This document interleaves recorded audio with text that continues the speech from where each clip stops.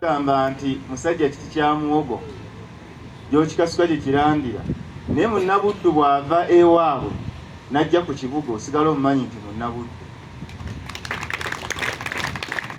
Naye ow'ekyaggo oba ow'ebulemeezi oba owaawa oluusi ayinza okukubula oyinza ogaba bannabuddu bafaanana nga b'essingo. Awo nno njagala ekyo tukinyweze. Amange Namujinga gwe tulina mu Africa oba oliawo ne mu Uganda be bantu obutekkiririzaamu lwaki ekintu kino kikulu nnyo bannabuddu kye bakola.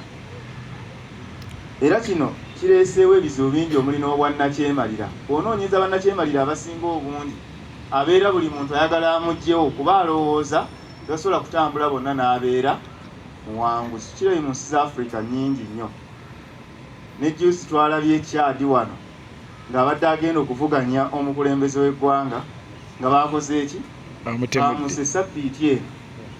Obutekkiririzaamu obwo kintu kikulu nnyo. Era Mukama wange ate bwe kituuka ku baami ba Kabaka, era njagala baami ba Kabaka obakubireko mu ngalo bano, kyo kye ngenda okwogera bakitegeera bulungi. Omuntu omulala teyekkiririzaamu afutyanka omumyuka we. Buli kyakola amufeebya n'alaba nti no talina kyasobola kukola. So nno ate n'omumyuka waba teyekkiririzaamu abeera mu kusekeeterera mukama we, olwo emirimu ne gikola ki? Ne giziŋŋama. Awo nno mbasaba kino mu kizimbe mu baana nti omuntu bw'abeera awantu emu kitambuliremu kuba Katonda abeera akola ki? Akulaba.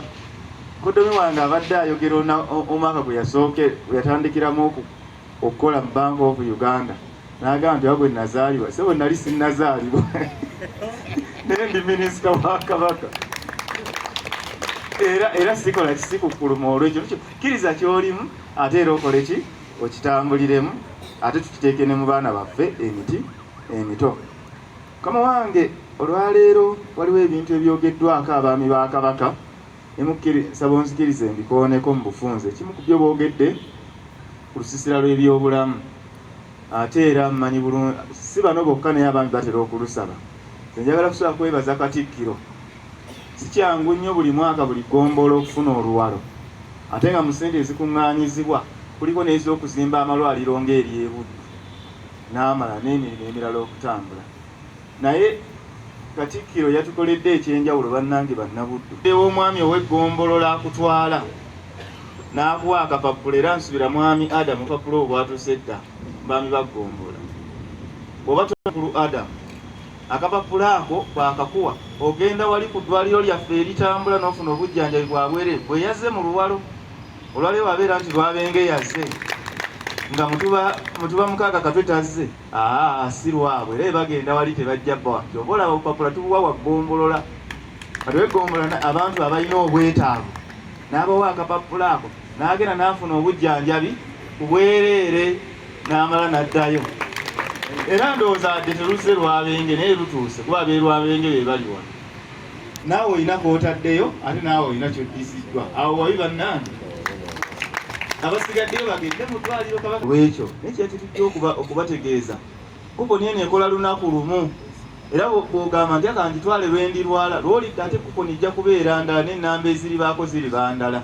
Neera ne kwolwo tujja giwa mwami wa Kabaka. Ekigendererwa kyangu nnyo. Oli ayinza okuva essingo n'agamba kangenezi bajja kunzijanjabira ku bulambi. N'owa Kabaka oli ateeka okubaako n'omwami amukulembeddemu. Naffe twongere okumanya nti omwami yatukulembera mu bulungi ne mu buki ne mu bubi. Kamayi Katikkiro kkiriza kwanjulireyo omuntu omu bannabuddu mbanjulireyo omuntu omu gw'omumanyi mwami wa Lusimbi Kasolo ono ye ssentebe wa Nkobazambogo yasookera ddala ku Buganda Royal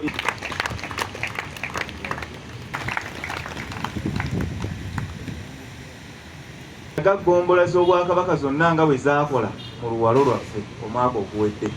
Mbasaba alipoota eyo mugyekeneenye mugisome olabe gwe bw'oyimiridde omwaka oguwedde wafaanana otya, olabe ky'osobola okukola kyewakola ne ky'otaakola ate omwaka guno okole ekyo ekyolaba nti no kizza Buganda kuki ku ntikko. Mukama wange waliwo ekibuuzo ekibuuziddwa teggombolo ejja emirundi emeka mu luwalo kivudde lwabenge.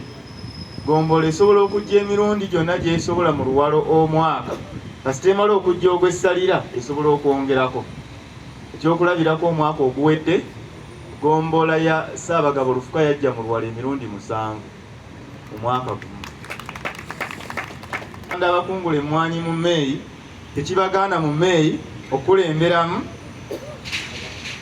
abamwanyi ne bajja bijja tekigaana ogamba nti kati kandeete bano abatasobodde olwaleero kuba babadde bize sayi Katikkiro mbafuni olunaku olwabwe nabo nkole ki mbaleetuleme boogerako tibawulize naye ng'obuwulize bwogerwako bwogerwa. Siraba nk'omwaka nga Dokita Lugudde alemeddwa okujja wano. Bwe kuba gye buli ana akasawo ali anaŋŋamba nti nalemererwako naye nze sikijjukira nze ng'omwo. Naye kasita ali ne Katikkiro, Katikkiro gwe onoomubuulira omwaka gwe walemwa. Izo era ggombolo zonna ze mulaba eziwangula oba ezikulembera bagenda bajja kubanga guba mwaka mulamba. Kyetuva alipoota tugiggalawo ey'enkomeredde ne tuwa ebyenkomeredde ku lunaku olusemberayo ddala. Awo nno bannabuddu ku ntikko nga Andy Ssebunya bw'abayita. Bw'olaba nti eggombola teri ku ntikko manya nti ezza Buganda ku ki? Ezza Buganda wansi. N'eba eri ku ntikko manya Buganda ogitwala ku ki? Buli omu kola ekisoboka tubeere nga tutambula tuzza Buganda ku ntikko. Kama wange nja kukusaba okutuweerayo ebirabo ebisookera ddala 3 nga Mwami Nkata bw'aleeta ne satifikeeti ez'enjawulo. Sooka ye satifikeeti ey'enjawulo esiima ab'ekirumba okujja okukiika embuga. Sibuki sinze Katikkiro ne basiima bafunireko n'ekifaananyi kya Ssaabasajja Kabaka. Ate abakulembedde abeerwabenge bajja kufuna ebbaluwa ey'okukiika ebbaluwa y'enkuba ejja bannange. Omwami wa Kabaka gwe tambula ebanaabo tebasobodde kwegattako mwebale kujja n'enkuba. Okumanya lwabenge bakoze nnyo n'enkuba yatonye. Mwebale nnyo mwebalire ddala.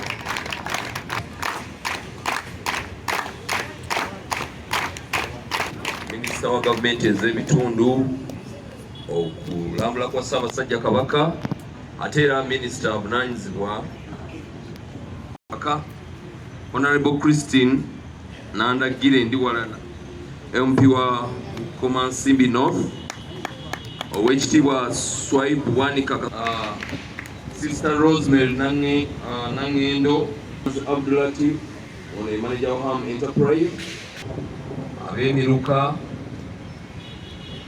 wamu n'abantu ali maaso gammwe akikiridde Kamalabyonna ez'Israel Kazibwe Kitooke minisita w'amawulire okunga abantu ate era omwogezi w'obwakabaka bwa Buganda. Sanyukidde ddala okubalaba mwebale tujja mu bungi bwe muti. Bannabuddu we bajja bonna ekire ky'enkuba bajja nakyo ogw'omukisa bazze batambula nagwo. Njagadde okwongerako ku nsonga 4 ensonga zetutambulirako ng'omulembe. Omulembe guno omuggya omutebi gulina namutayiika. Namutayiika oyo yakolebwa olukiiko lwa nsonga 5 ezitwala Buganda mwenna ze mumanyi obulungi. Naye mu nsonga ssemasonga ez'ettaano ezitwala Buganda ate mulimu ebimu ku biruubirwa by'omulembe guno omunya. Ensonga esooka bwe buyiiya. Batusaba Obuganda ekyakolebwanga nga bagamba amagezi g'Abaganda bizze bikyuka ennaku zino naye ng'amagezi g'Abaganda kazze gakola ki? Gabeerawo.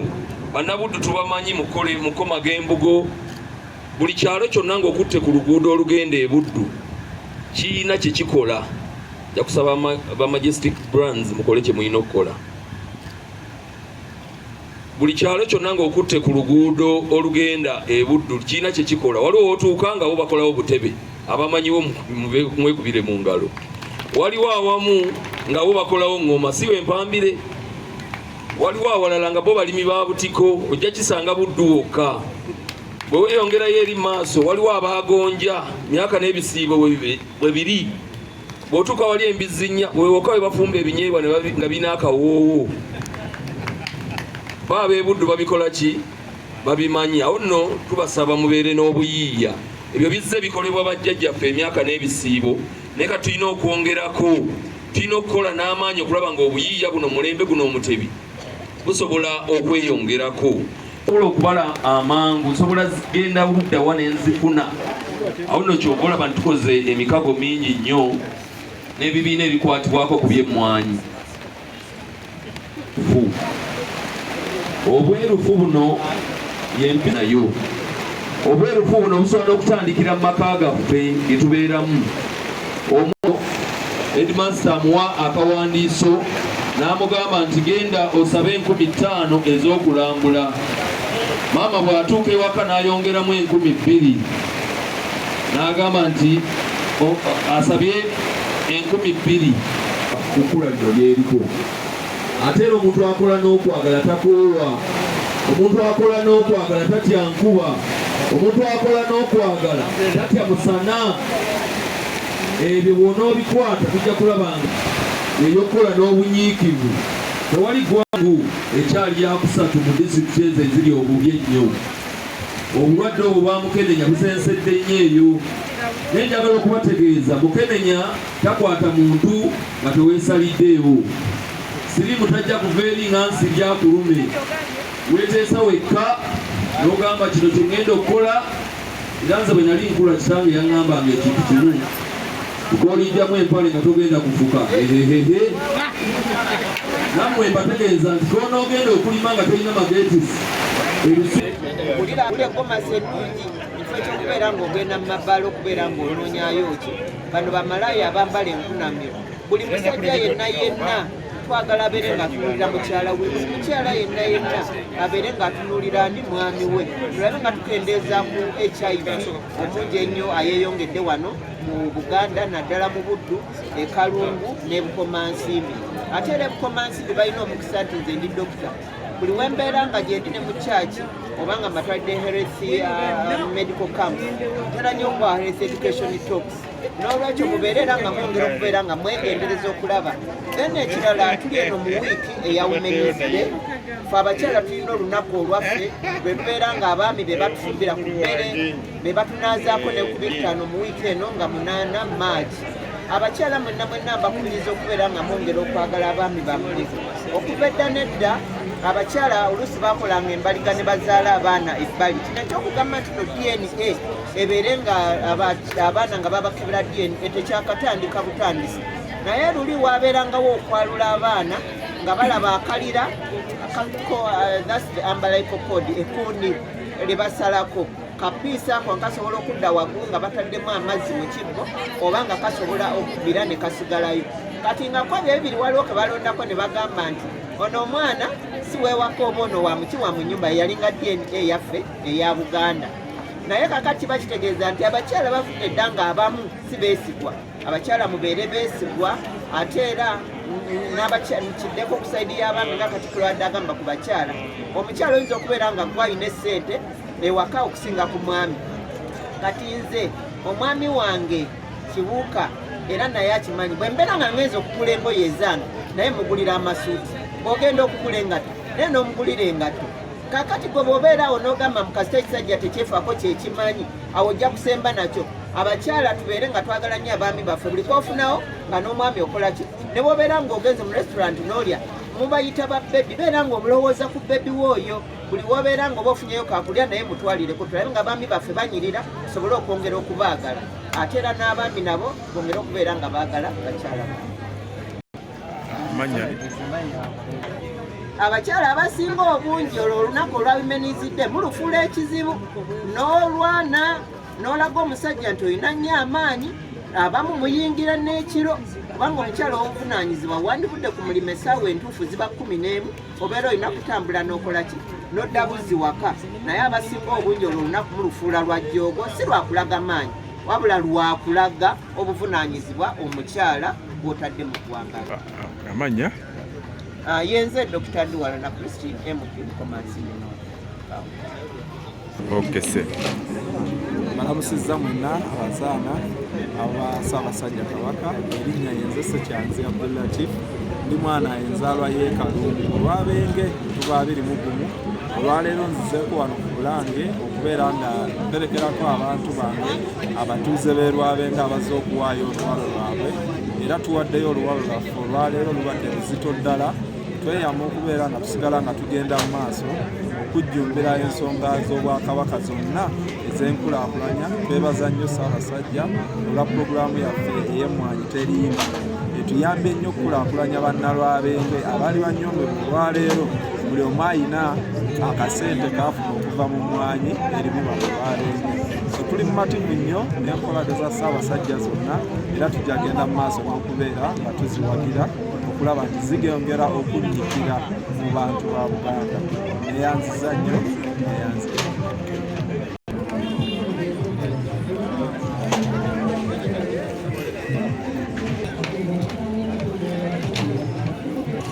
News Uganda tuli wano Mulange Mengo abantu ba Kabaka okuva e Buddu badde bakiise wano embuga okuleeta luwalo.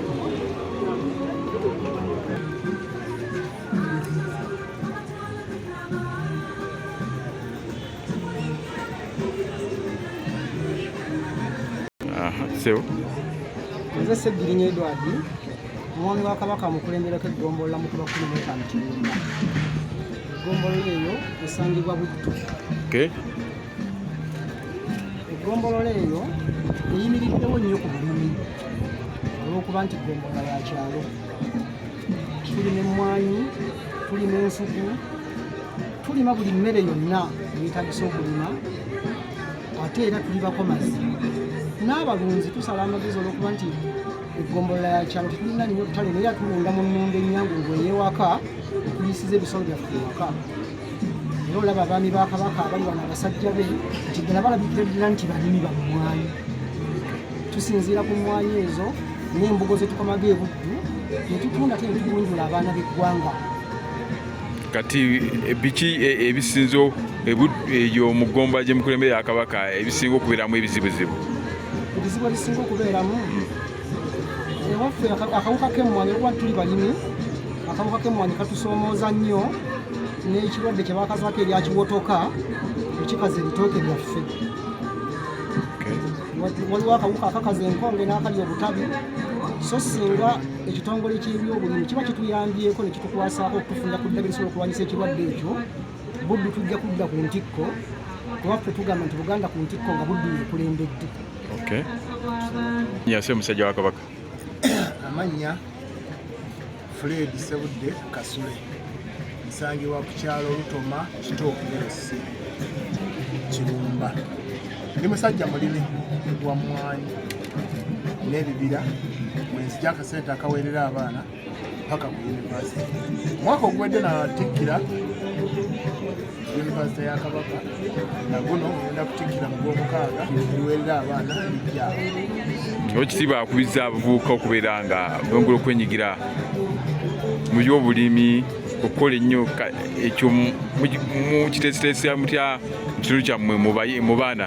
Abaana abadde banyiikivu naye era abatali banyiikivu embeera ebakyukira.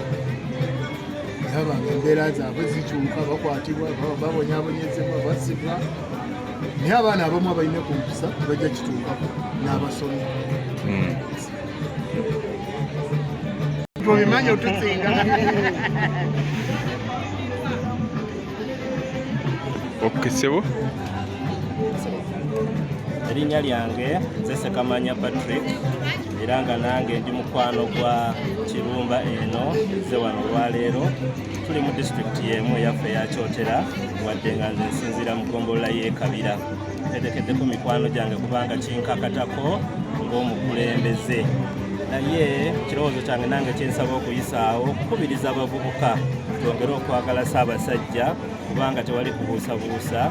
Gavumenti obukulembeze bwa Ssaabasajja nga tukulembeddwamu kitaffe Katikkiro bingi nnyo ebirabwako ebisobodde okusitula omuntu wa bulijjo. So buno omulembe gwaffe gwatuweebwa Ssaabasajja, tukozese kyonna kye tusoboka tukozese emikono gyaffe tusobole okwesitula ng'abantu tusobole okuzza ensi yaffe ku ntikko. Abagali ayi Ssaabasajja.